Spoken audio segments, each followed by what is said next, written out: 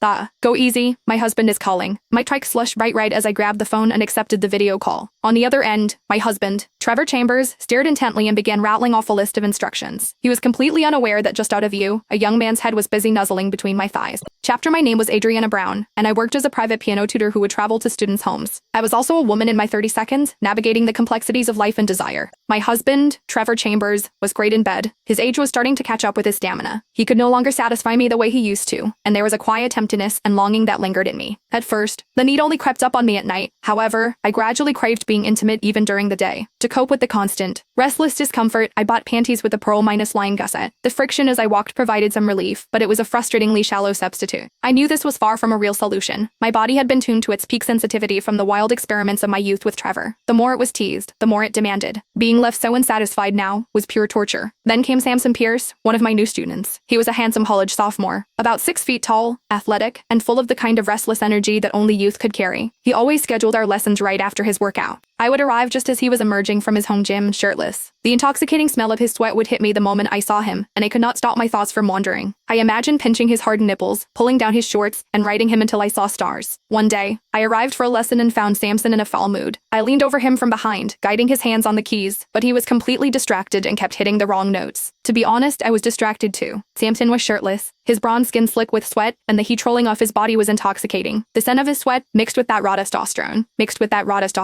went straight to my head. As I bent over him, I had a perfect view of his pectoral muscles, still swollen and pumped with blood from his workout. I want to lick them so badly. Just as the thought popped into my head, a loud bang snapped me out of it. Samson suddenly slammed his hands down on the keys with a jarring chord and stood up abruptly. Not only did I jump in surprise, but his solid back muscles also slammed right into my chest. It did not hurt though. Instead, a thrilling, electric tingle shot through me. My mind was racing with desire, but I still managed to sound concerned. What's wrong? Are you feeling unwell? Nothing, I just got dumped, and I'm not in the right headspace, he said, his tone surprisingly polite despite his anger. He added, Ms. Brown, why don't you take a break? I'm going to go back to the gym and hit the heavy bag for a bit to cool off. We can continue the lesson when I've calmed down. I'll pay you double for the extra time. Of course, I agreed. After he went back into the gym, I sat down in the seat he had been sitting in. Just thinking about our brief, accidental physical contact made my body heat up again. I wondered what his ex-girlfriend was thinking, letting go of such a handsome man like him. My mind drifted to the noticeable bulge in his shorts I had glimpsed earlier. It looked so big, definitely a size that could satisfy me. I soon grew restless. Since no one else was in the mansion, I began to slowly rub my thighs together under the grand piano. However, that was just a temporary solution, barely taking the edge off. I pulled out my phone and texted Trevor. Honey, I want you. Trevor replied almost instantly. Honey, you're getting turned on during a tutoring session? I sent a reply. It's all your fault time like this. He must have gotten busy because he did not reply after that, leaving me painfully aroused and unsatisfied. The powerful, guttural grunts coming from the gym finally broke my resolve.